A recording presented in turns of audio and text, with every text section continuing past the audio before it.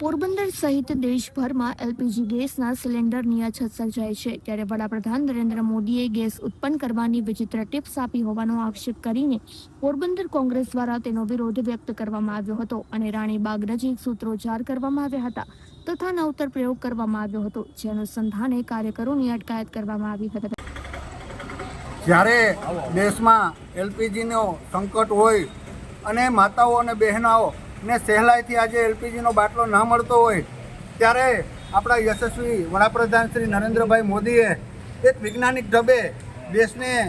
એક આહ્વાન કર્યું હતું કે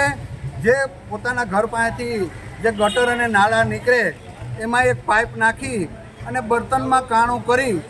અને ગેસનું ઉત્પાદન કરી શકાય એમ છે। આજરોજ પોરબંદર જિલ્લા કોંગ્રેસ દ્વારા નરેન્દ્ર મોદી સાહેબનું જે વૈજ્ઞાનિક ઢબે ગેસ કાઢવાની જે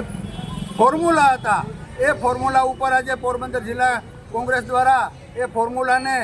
યુઝ કરી અને ગેસનું ઉત્પાદન કર્યું છે અને ગેસ ખરેખર નીકળે છે। અમારું એવું કહેવું છે કે આજે જો પોરબંદર કોંગ્રેસ નરેન્દ્ર મોદી સાહેબનું માની અને ગેસનું ઉત્પાદન આવી રીતે ગટરમાંથી કરી શકતી હોય તો મારું ભાજપના ધારાસભ્ય સાંસદ સભ્ય અને ભાજપના